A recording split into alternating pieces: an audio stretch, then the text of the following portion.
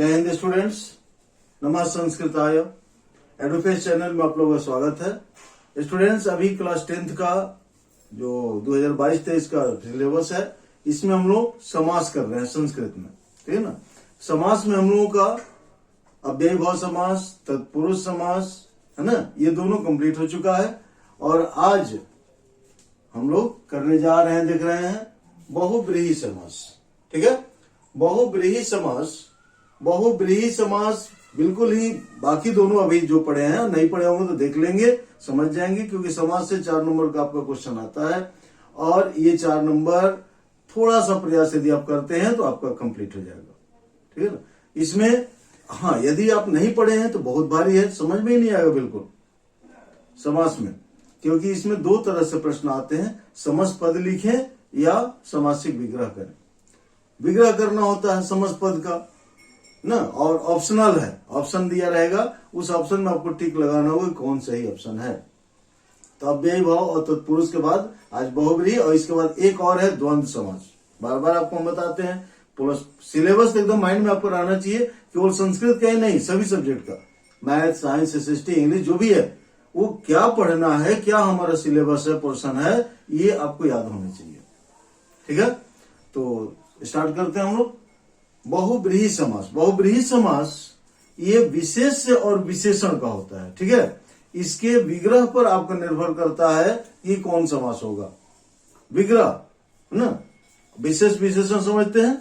विशेषण एडजेक्टिव जो किसी संज्ञा या सर्वनाम की विशेषता बताता है, और विशेष विशेषण जिसकी विशेषता बताता है उसे विशेष्य कहते हैं।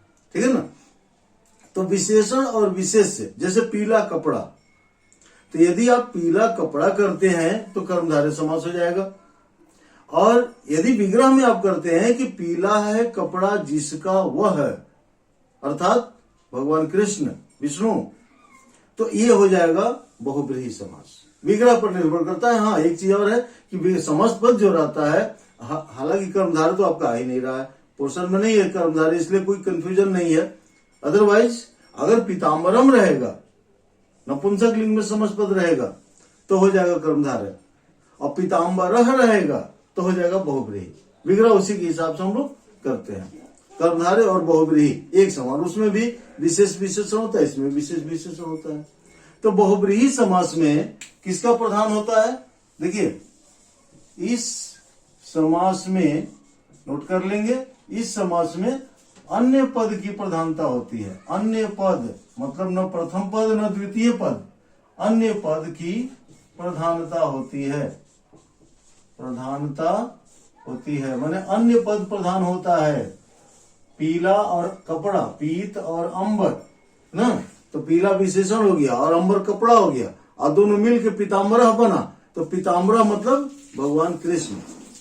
तो कृष्ण के बारे में कहा जा रहा है, तो अन्य पद प्रधान हो गया। ठीक है ना। इस समास में अन्य पद की प्रधानता होती है, और पूरा समस्त पद, ठीक है, पूरा पद मिलकर, मिलकर अर्थात समस्त पद, समस्त पद समास का किसी अन्य पद, किसी अन्य पद का, किसी अन्य पद का विशेषण होता है। विशेषण, विशेषण होता है। ठीक है।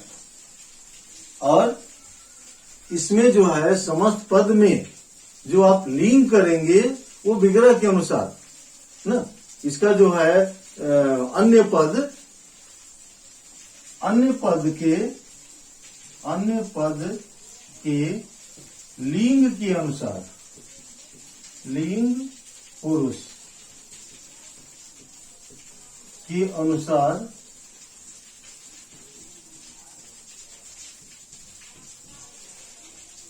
अन्य पद के लिंग पुरुष के अनुसार समस्त पद होता है। समस्त पद होता है माने अन्य पद किस लिंग में है, पुल्लिंग में है कि स्त्रीलिंग में है, उस हिसाब से किया जाता है। ये बहुव्रीहि समास का है। क्लियर है। अब बहुव्रीहि समास में कई भेद हैं, उन भेदों में से हमें समानाधिकरण बहुव्रीहि पढ़ना है।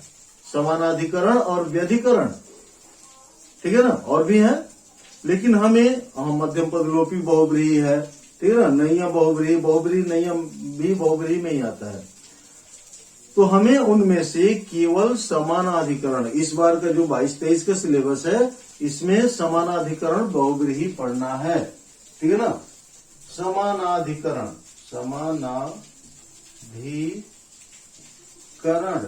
समानाधिकरण बहुव्रीहि, ठीक है। तो समानाधिकरण बहुव्रीहि समास इस सिलेबस में, दूसरा व्यधिकरण भी होता है लेकिन व्यधिकरण हमें नहीं पढ़ना है, समानाधिकरण पढ़ना है। तो समानाधिकरण में क्या है, प्रथम पद विशेषण होता है और दूसरा विशेष्य, और दोनों मिल करके किसी अन्य पद की विशेषता बताता है, जैसा कि ऊपर लिखा गया है, ठीक है ना। इसमें प्रथम पद विशेषण होता है और अन्य पद की प्रधानता तो हम बता ही चुके हैं, टोटल वही चीज है।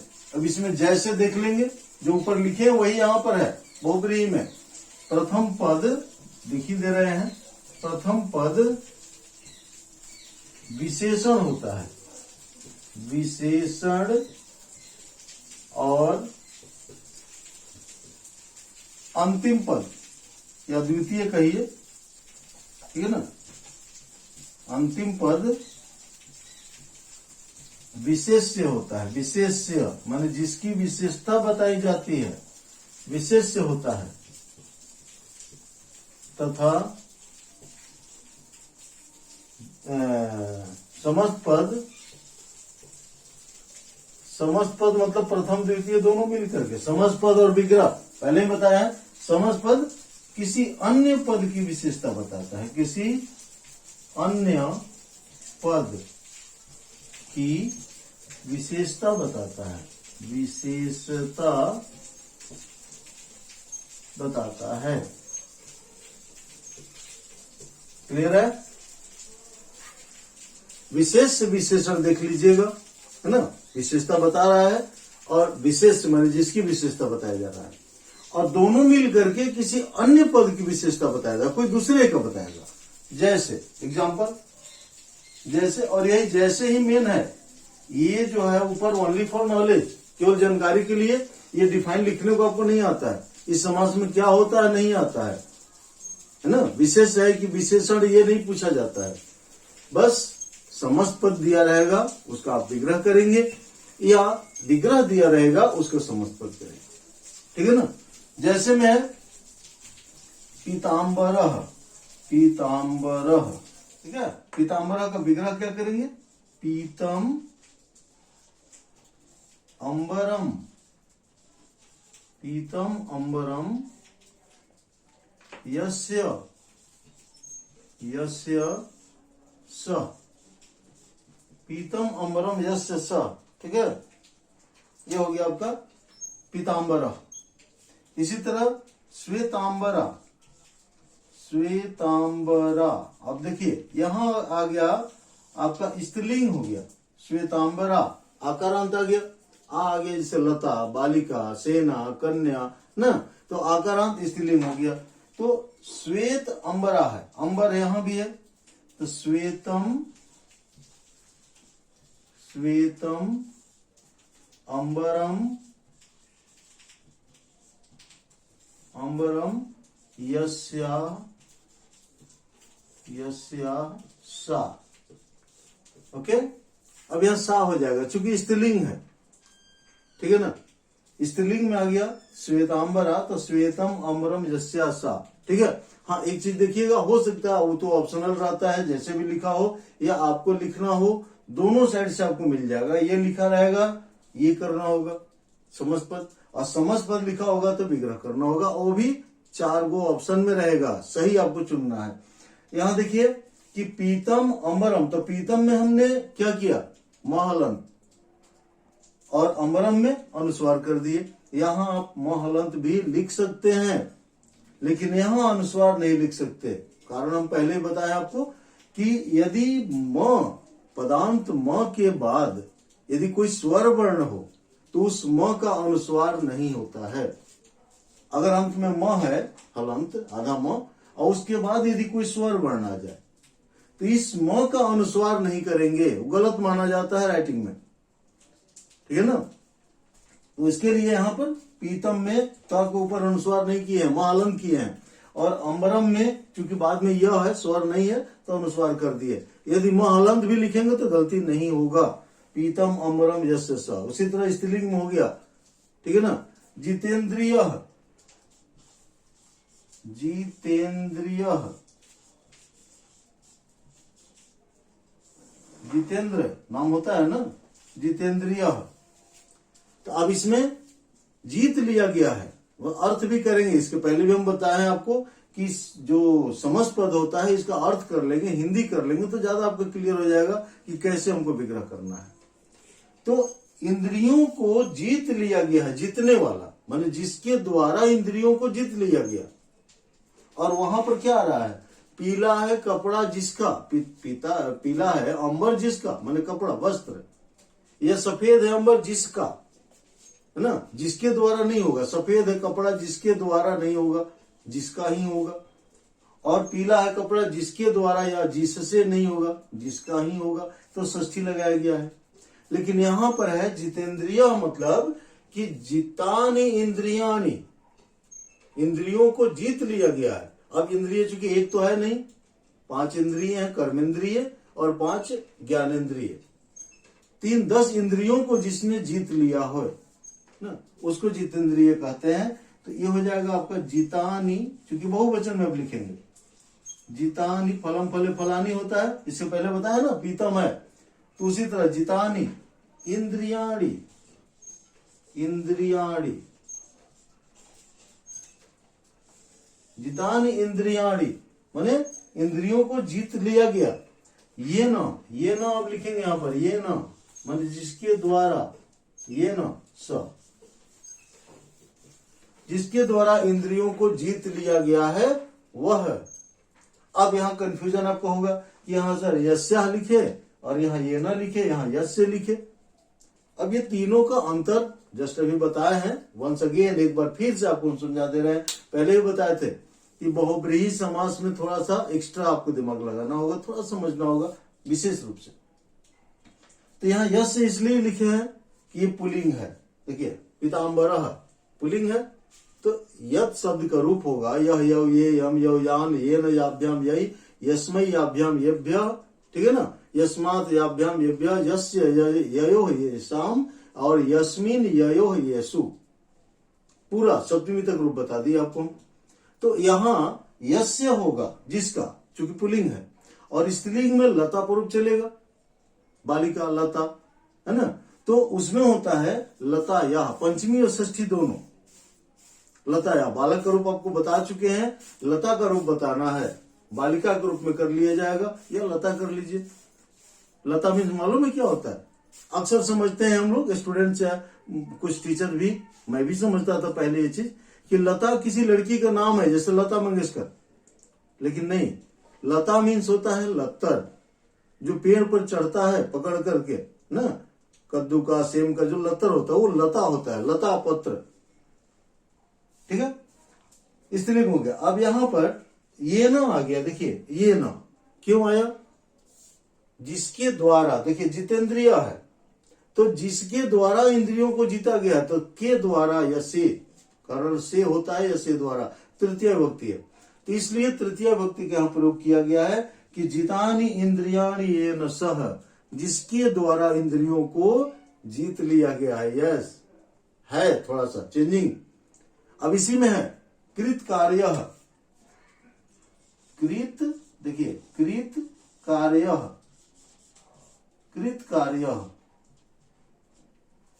ठीक है ना, माने किया गया काम। देखिए काम का ये विशेषण है पहला, कृत, कृत माने किया हुआ, और काम, तो काम भी अगर करेगा तो किसी के द्वारा ही होगा। क्यों, काम भी कोई आदमी ही करेगा, किसी के द्वारा काम किया जाएगा। तो ये हो जाएगा कृतम कार्यम, कृतम कार्यम येन सह, येन सह माने जिसके द्वारा काम किया गया है। कृत कार्यम कृतम कार्यम ये न सह, ठीक है। तो इस तरह से, ठीक है। तो इस प्रकार से हम लोग देखें कि बहुब्रीहि समास में जो विग्रह होता है वो बाकी जो समास पढ़े उससे अलग है ना। और इसमें जो समास पद है उसके लिंग के अनुसार हम विग्रह को क्लियर करेंगे, बनाएंगे, ठीक है ना। तो बहुब्रीहि समास बस क्लियर हो गया। बहुब्रीहि में केवल बताया था आपको कि समानाधिकरण बहुब्रीहि पढ़ना है। इसके बाद व्यधिकरण बहुब्रीहि है ना, और भी है, लेकिन जो हम लोगों का सिलेबस है बस उतना ही पढ़ना है, ठीक है ना। मध्यम पद लोपी बहुब्रीहि है। इसके बाद बहुब्रीहि समास में नैया बहुब्रीहि, तो इसको आपको नहीं पढ़ना, सिलेबस हम लोगों का नहीं है। समानाधिकरण और व्यधिकरण दो मेन बहुब्रीहि का है। अब व्यधिकरण में जैसे आता है चंद्रशेखर ना, उसमें अंतर क्या होता है। मान लीजिए कि हर चीज हम एग्जाम के लिए नहीं पढ़ते, कुछ जानकारी के लिए भी हमें जानना चाहिए। समानाधिकरण समझ गया। अब व्यधिकरण क्या है, तो व्यधिकरण में अलग अलग विभक्तियां होती हैं, ठीक है ना। जैसे अब इसमें था पीतम अमरम, दोनों में एक विभक्ति था। जितानी इंद्रियाणी, दोनों में एक ही विभक्ति है और वचन है। लेकिन व्यधिकरण में अलग अलग होगा। जैसे चंद्रशेखर, चंद्र शेखरे, अब चंद्र प्रथमा हो गया और शेखरे सप्तमी हो गया, क्यों अलग हो गया ना। चंद्र और उधर शेखरे, चंद्र शेखरे यस्य स, माने चंद्रमा हो ललाट पर जिसके वह, अर्थात शंकर जी। ये व्यधिकरण है, तो इसमें से नहीं आ रहा है। आपका जो आ रहा है बिल्कुल ही इजी है, सिंपल है कि दोनों में सेम। देखिए पीतम अंबरम एक ही जैसा है, श्वेतम अंबरम, जितानी इंद्रियाणी, ठीक है ना। तो ये जितानी हुआ तो उधर इंद्रियाणी हुआ। क्लियर है। तो बस इस तरह से आप रिवीजन करें, बढ़िया से समझें, पढ़े। और एक समास और है हम लोगों का द्वंद्व समास। द्वंद्व समास नेक्स्ट वीडियो में, क्योंकि बड़ा बड़ा आप खुद समझते हैं, आधा घंटा 40 मिनट हो जाता है, तो समय के हिसाब से चलना। हमें थोड़ा थोड़ा करके पढ़िए, समझिए। कोई बड़ा आंसर भी होता है तो एक बार में नहीं याद होता है, थोड़ा थोड़ा करके याद हो जाता है। और दोनों की सुविधा होता है, पढ़ने वाले और पढ़ाने वाले। तो मन से पढ़ेंगे, एक एक समास करके। पीछे आपका 4 आ चुका है और ये 5 होगा और एक और 6 वीडियो में आपका टोटल समास वही 15-20 मिनट का कंप्लीट हो जाएगा। तो चलते होके मन से पढ़ेंगे। वीडियो को लाइक शेयर सब्सक्राइब जरूर कर लीजिएगा, क्योंकि कोर्स कंप्लीट होने जा रहा है आपका इसी नवंबर में, बार बार बता रहे हैं, कंप्लीट हो जाएगा। और फिर आप पलट करके देखते रहिएगा, 2022-23 का ही है, इसी का है। इसके बाद हम लोग पेपर का भी रिवीजन करेंगे, सिंपल पेपर, एक एक क्वेश्चन, है ना। ओके, ध्यान से रहें। ओके, थैंक यू, जय हिंद।